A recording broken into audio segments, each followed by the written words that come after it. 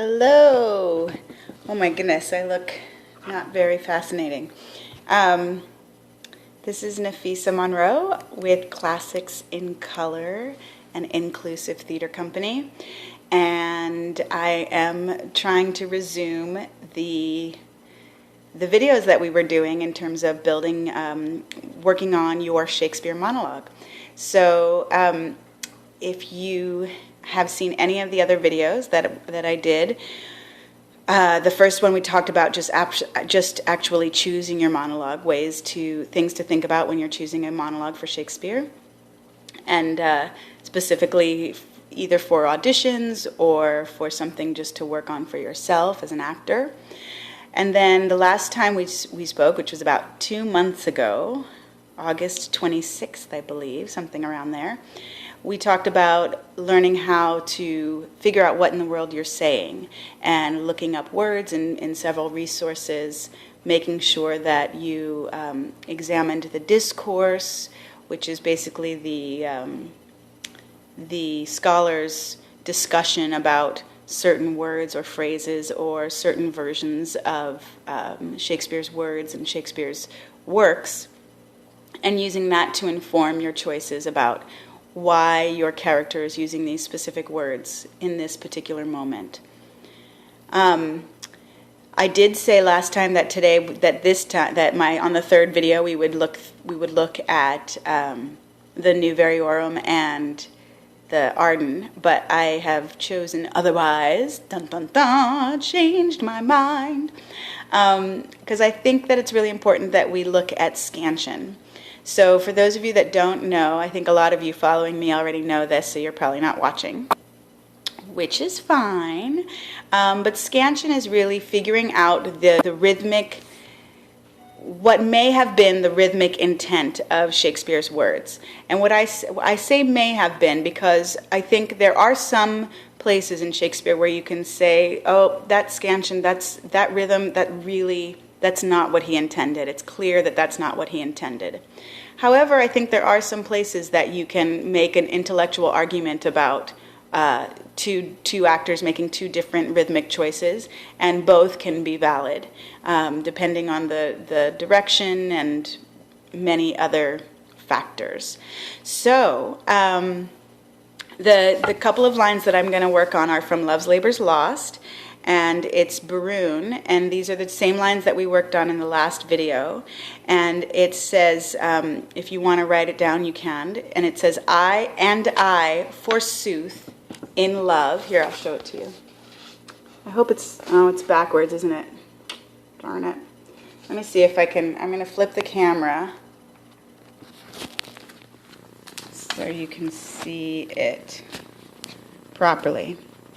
So it says, and I, forsooth, in love, I that have been love's whip, a very beetle to a humorous sigh, a critic, nay, a night watch constable, a domineering pedant, I think, or the boy, than whom no mortal so magnificent. So, if you want to get those first two lines, actually I might try to hold the camera here. Oh, so you can watch my hand instead of watching my face. Let's close the computer, shall we? Dun, dun, dun. That was my plug for Dell. All right, so, and I, forsooth, for love. So basically we're working on Scansion for what's considered Shakespeare's poetry, specifically the stuff that he wrote in verse. So you can have a whole long discussion, but we'll make it really short and sweet, between identifying verse and prose. And I think I talked about that a little bit in the first video. But essentially, verse is when there's an intended rhythm in terms of the lines. That's most of the stuff that he wrote in iambic pentameter. His verse is mostly written in iambic pentameter. And it has a very specific intended rhythm. So we know that iambic pentameter, which is, this is going to be interesting. I'm going to watch myself writing through the camera. Iambic pentameter. Pentameter. Oh.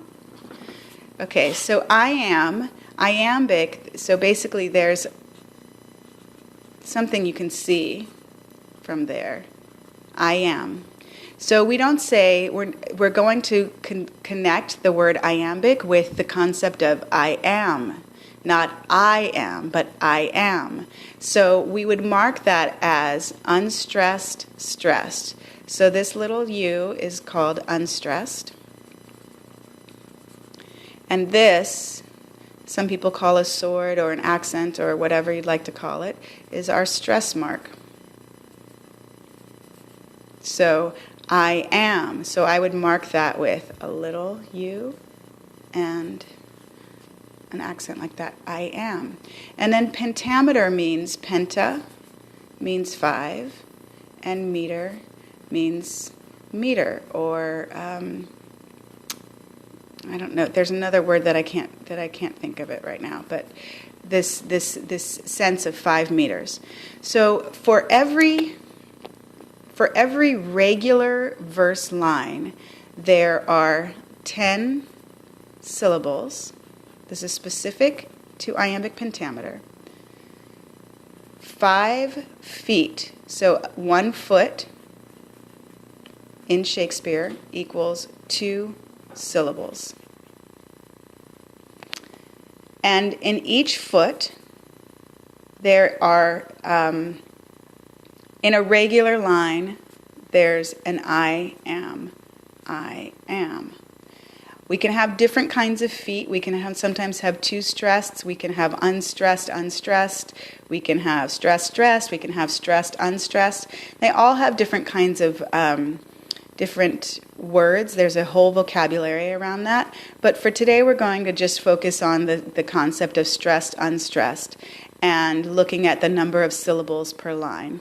So if we look at this first line, and this is literally how I do it when I'm working on my own. So I'm just kind of letting you into my process. And I forsooth in love, so that's 6. I that have been love's whip. So I have 1, 2, 3, 4, 5, 6, 7, 8, 9, 10, 11, 12 syllables in one line. So I might just for myself write 12 on the side. And then we're going to look at the second one. A very beetle to a humorous sigh. So if I make humorous, if I make it 3 syllables, then I have 11 in the line. But if I decide to make humorous, instead of saying humorous, I say humorous. So I kind of make it turn into this, which would be 2 syllables, which would make this 10 syllables on the side. So I might want to do that to make it a regular line. It might sound better. So let's just look at the first 2 lines because that's what we worked on the last time. So if we're looking at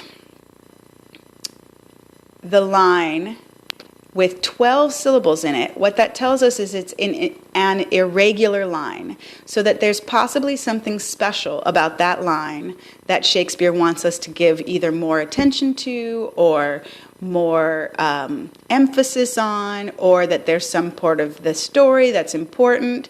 There's all kinds of possibilities of why there's 12 syllables in that line. And it also could be that an editor decided that these 2 syllables he didn't know where to put, he or she didn't know where to put, so he put them in that particular line. That's also a possibility. So you want to, when you're really breaking down and analyzing your own work, you want to consider all of those possibilities. That a lot of it is up for interpretation. So one of the best lessons I've ever learned, here I'm going to flip so I can look at you for a second. One of the best lessons I've ever learned was from one of my voice teachers in graduate school, and she's the head of voice and text at the Shakespeare Theater Company, and her name is Ellen O'Brien, and she's amazing, and if you ever have a chance to take a class with her, you should. Don't pass it up. And one of the best things she taught me about Scansion was to work from the outside in, work from the end the end of the line, in, because you can kind of adjust things as you go, as you basically work backwards. So we're going to work backwards, okay? So I'm going to flip you around. I'm just flipping you guys all around, aren't I? So I'm going to look at love's whip. So those two words are pretty important. So in my brain, I'm going to give them a stress. Because I want to say love's whip, right? I think those are both important words. So how many syllables are in a foot? That's right, 2. I'm just imagining somebody's answering. I know there's a couple people watching, so hi, thank you for watching. Please feel free to ask me a question if something's weird or you don't, or if you get bored, just let me know. Just say bored, and then I'll probably say sorry. Anyway, so we have love's whip, right? So we have 2 syllables per foot, so that's my last foot. So when I say, look at have been, do I want to say have been or have been? I want to say, me, Nafisa, wants to say have been. So I'm going to say unstressed, stressed. And look at that. I've got another clean foot. Woohoo! And then I'm going to say, do I want to say I that, or I want to say I that? In this particular case, Nafisa is going to say, and probably to many people's chagrin, I'm going to emphasize the pronoun. Generally speaking, it's a very general rule. I don't know if general. It's a general rule that you don't want to emphasize pronouns. But in this particular case, I think Barun wants to emphasize himself. It's a whole thing. So I've got I that have been love's whip. Right? So I could even consider that essentially I'm having a crescendo, not a crescendo, but a crescendo of intent towards this particular word, towards whip. So I'm going to continue to work backwards. Here's my next 2 syllables, in love. So do I want to say in love? Do I want love to kind of disappear, or do I want to say in love? And in love makes way more sense in the Nafisa brain. And there I have 2 syllables, and I have another foot. And then I've got forsooth. Now that is, the pronunciation of forsooth is forsooth. It's not forsooth. So that I am did it all on its own. And then I have this, which could be and I or and I. And I think, for our purposes, we're going to do another perfect I am. So we have, and I, forsooth, in love, I that have been love's whip. Right? So again, I allow that crescendo. So I've got 6 feet here, 6 feet instead of 5, because I have 12 syllables instead of 10. So this is not a regular line, but it still is in verse and still exists and shows up. And these kind of lines show up in Shakespeare all the time. And we can see that there's something that Barun is really very intense about. And he's like, what in the world? I can't believe I'm in love. I usually make fun of people who are in love. Anyways, okay, so that's our first line. Any questions about the first line? Great. And then we can go to a very beetle to a humorous sigh. So the sigh, if we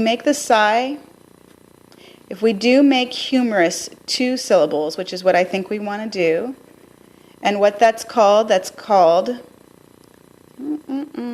do it over here.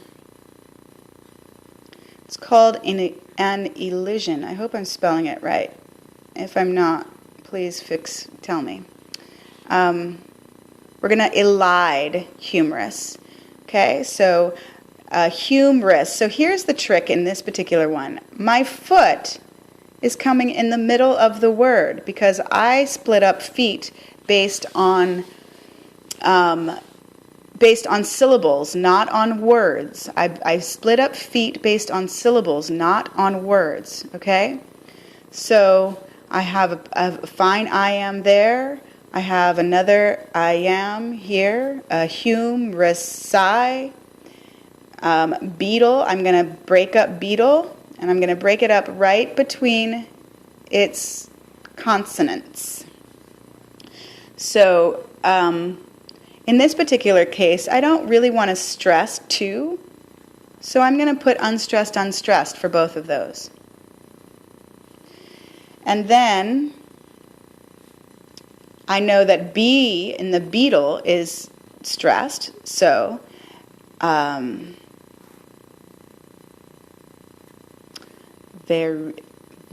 right? I'm not going to say very, I'm going to say very. So very. And then essentially here I have almost a regular line except for this one foot that doesn't have an I am in it. So a very beetle to a humorous sigh, right? So that's how scansion works in terms of breaking it down in terms of rhythm. And I'm just going to say this I'm going to just try to hold it still, so if you want to look at it, you can. Oh, let me pull back here so you can see the 10, 12, all of that stuff. Okay. And I'm going to turn it around. No, I can turn it around. I can if I'm capable. The last thing that I want to say about the scansion is that the scansion, just like looking up the words and paraphrasing if you decide to paraphrase, is a guide. It's not a steadfast rule in terms of how I say the line. So I'm not going to say a very beetle to a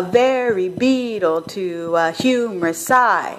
I'm not going to say it like that. But I am going to give those particular places of stress some emphasis. So I might say a very beetle to a humorous sigh, right? So the rhythm that I established, a very beetle to a humorous sigh, gets eventually translated into a very beetle to a humorous sigh. A very beetle to a humorous sigh. I don't know, maybe it's a question. Depends.